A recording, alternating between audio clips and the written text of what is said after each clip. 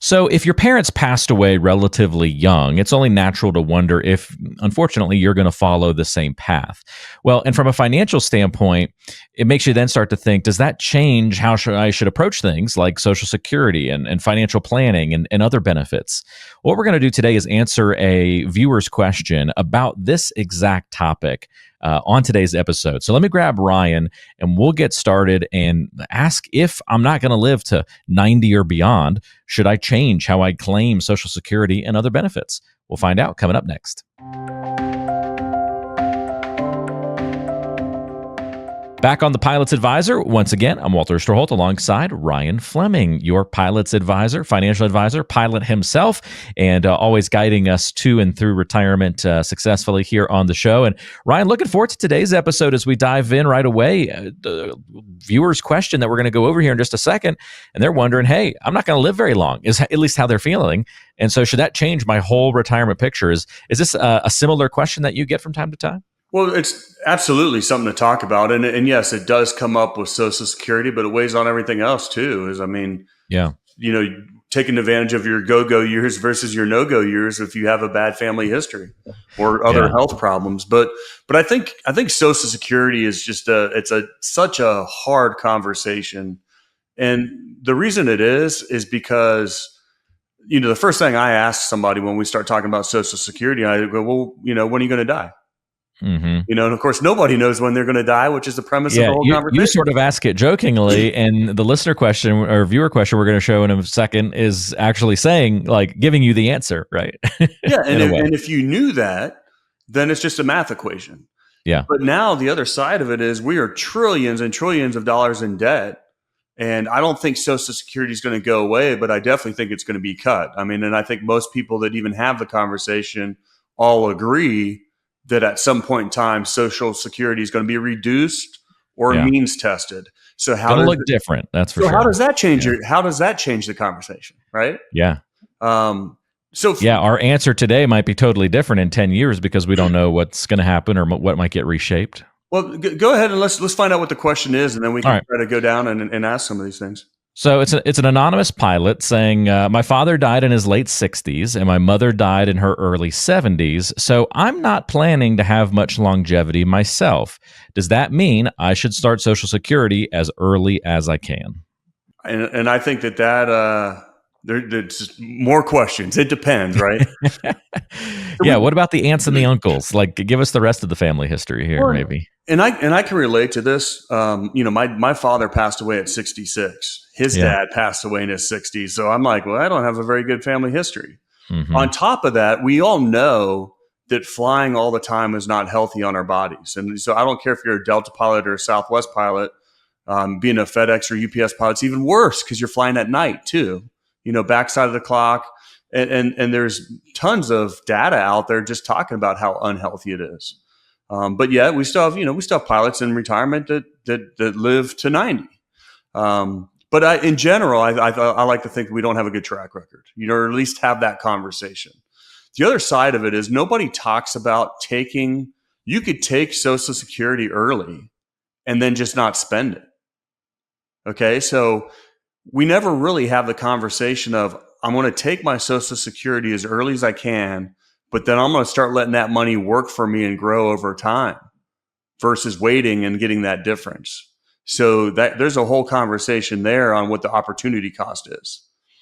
The other side of it is, I want to, maybe if I take it right now, then I'll be grandfathered in when they do change it or reduce it. So the Social Security conversation has drastically changed over the years. What do you think about it, Walter? Well, I think it's certainly a good question because I'm a value person. I'm a maximized person. So how can I get the most bang for my buck, right? And I think a lot of people are built that way.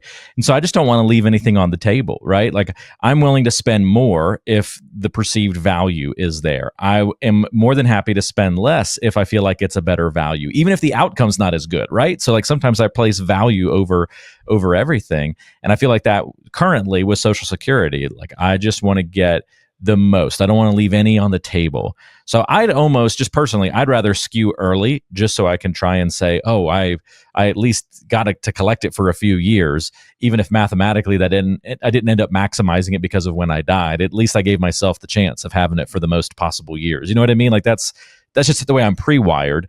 I think I'm open to being talked out of that into a better strategy with looking at the full plan. Like if we met and looked at everything, Ryan, I'm sure I would be very agreeable to another suggestion. But that's just like my pre-wiring, if that makes sense. Yeah, well, and there's no like true living benefit. I mean, of course, your spouse can get your Social Security if it's higher, but really, it is just a math equation. Okay, your break-even point is going to be this year. Do you think you're going to live to be that long? And then you make a decision. But if you're pulling out of your 401k or something else for living expenses when Social Security could have made up that difference, there's an opportunity cost there too, where your 401k is not growing. I mean, the whole reason to have Social Security is what it is to pay help your living expenses in retirement.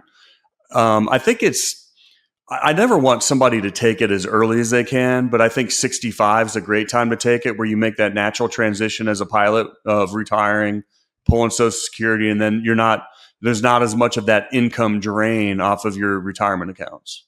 The waiting the 2 years to get a higher benefit or going all the way to 70, I think in most cases the math's against you at that point. I really do.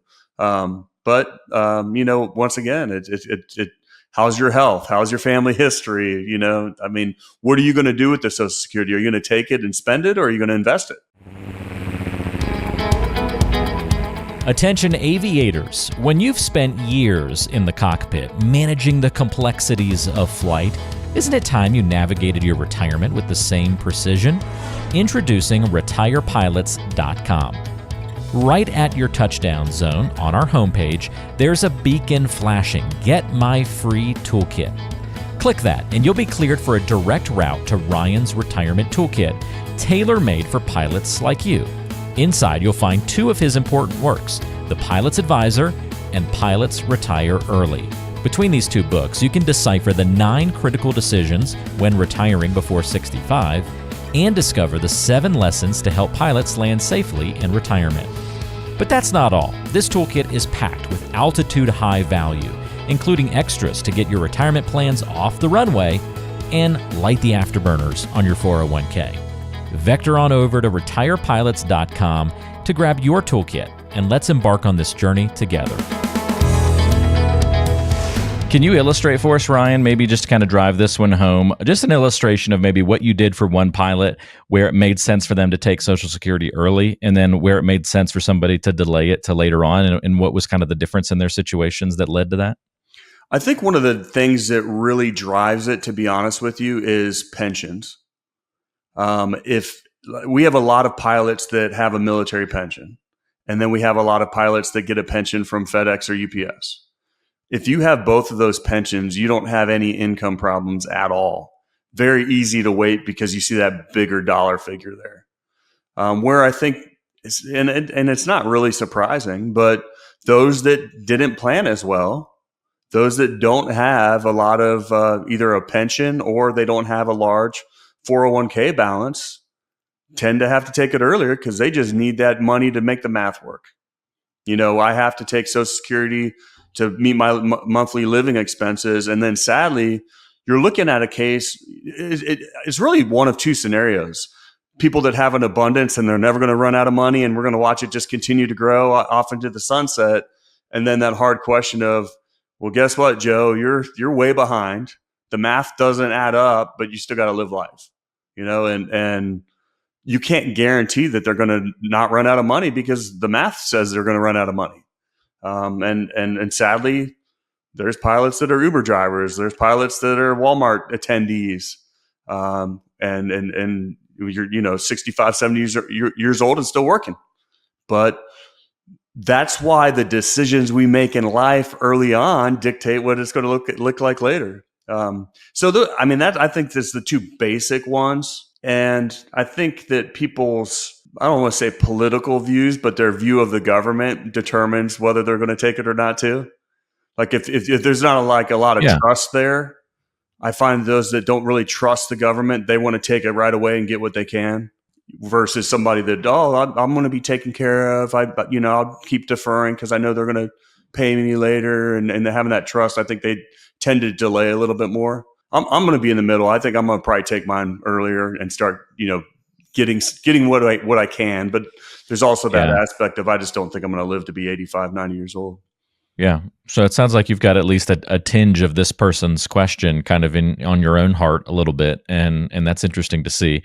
But what I'm hearing from you the most as we wrap this up is just ask a few additional questions. Get rid of your preconceived notion, get rid of your assumption, like me needing to get rid of I want to maximize it as best I can, and I'm just going to take it as early as possible. Get rid of that initial idea. Same thing if you're like, I got to wait the longest I can to get the most benefit, the highest monthly paycheck may not be the right answer either. So let's just take a step back, look at the full picture. That's really the answer to the question. Like so many other things in retirement, just having the conversation is the key. We just had a conversation, and it probably opened up both of our eyes a little bit to all the factors that are involved in that Social Security question. And then people know themselves. They know their situation at some point to where they're going to be leaning one way or the other. I do 100%, because it is complicated, tell everyone to actually call the Social Security office and talk to somebody, because there's a lot of insights that they have that you might not be thinking about. All good stuff. Well, there you have it. It's not just about when your parents passed away. It's not all about your family history as you try to figure out when to claim Social Security and make similar decisions about retirement. It's about looking at your full financial picture. So take that step back before you move forward with any of these kinds of decisions in your own financial life. I know that's not the most direct answer our viewer was looking for today, but it is the best one. What's the next step that you can take if you have outline questions like this about retirement, about financial planning? Reach out to Ryan. Have a conversation with the pilot's advisor about your situation. Map out a plan to get you where you need to be into the future. How do you do that? Well, the first step is to order the retirement toolkit. Ryan's got that at retirepilots.com. You just go there, click the link in the description of today's show if it's easier for you, fill out your information, and order the toolkit. The toolkit is packed with all sorts of great information about retirement, specifically designed to help educate pilots. Again, Ryan is a pilot himself, so always there to help you and guide you through, knows all the particulars and the specifics about the different airlines and their plans and their portfolios. So it's great having that inside knowledge, also being with you on the financial side. So all you have to do is order that toolkit. You'll get the books and the resources, and most importantly, you'll qualify for that free portfolio analysis. That's where Ryan will look at your specific situation and walk you through the planning process from there. There's no cost to get that toolkit and that portfolio analysis. All you have to do is go to the website, retirepilots.com, and fill out the information and get started. Ryan, thanks for guiding us through this conversation today, and we'll look forward to chatting with you again next week. Everybody fly safe. Information is for illustrative purposes only and does not constitute tax, investment, or legal advice. Always consult with a qualified investment, legal, or tax professional before taking any action.